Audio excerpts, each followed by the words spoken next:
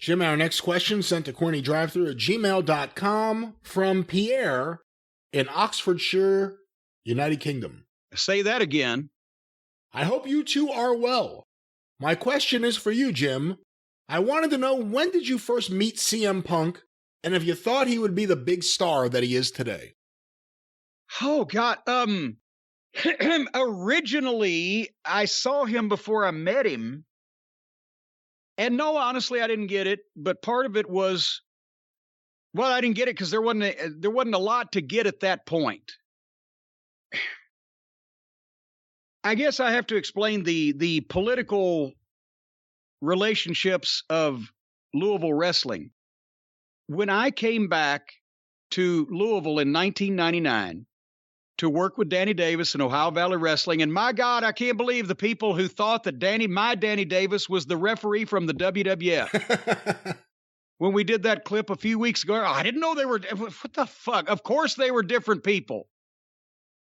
But anyway, at that time, and we've talked about it, and I'm not going to go off on a tangent, but Ian Rotten and the IWA garbage hardcore wrestling promotion that had been at that point just kicked out of the state of Kentucky and caused all the problems with the commission and everything, was still running in Indiana where there was no commission.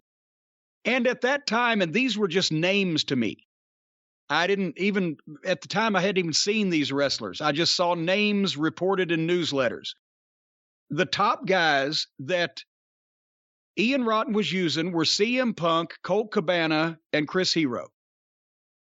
So I saw those names, but had no idea, what to put together. And Danny's rule, and I wholeheartedly agreed with it and continued to uphold it, was that no wrestler that ever worked for Ian Rotten would ever work for Ohio Valley Wrestling. And it's not like we're shooting ourselves in the foot like, oh, we won't be able to get Hulk Hogan, because look, again, people may look now at Chris Hero and CM Punk, maybe not Colt Cabana, fondly of these big level start. No, they were rookie guys starting out on the Outlaws at that point. They had no name value. Nobody that was working for Ian Rotten was ever going to be a benefit to us, except if he brought a name in every once in a while, we could do the same thing. But what that did was that told any of the wrestlers in this area that if you take that step and you work for the garbage folks that have brought shame and dishonor on wrestling with the commission here and the authorities in Louisville and TV stations, you're never going to be involved with us because we're trying to run a real company. We don't want the publicity. There's going to be no confusion whatsoever that we are a different wrestling company to even the most casual observer than the garbage folks. So one time I met Chris Hero first before either one of them. Because I just happened to be, I can't even remember what the name of the place was, but when we still shot TV over in Jeffersonville, Indiana, we went someplace to get something to eat. They had pool tables in the back.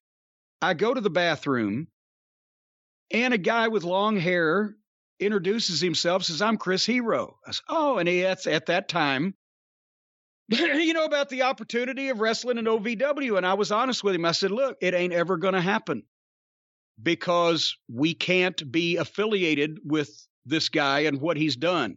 And that's Danny Davis's rule, and he's the majority owner, and I'm not going to try to talk him out of it. I wish that could be different. I'd never seen Chris work at that point, so I was just being nice because I didn't have anything against him. That was 2000 or so.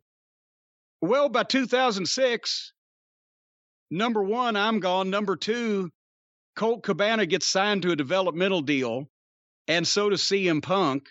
And at various points, and I don't know whether, no, Hero never, I don't think ever made it to OVW, but at various points in that time period, Danny relented because they'd been signed by WWE. But that's how, you think I carry a grudge a long time.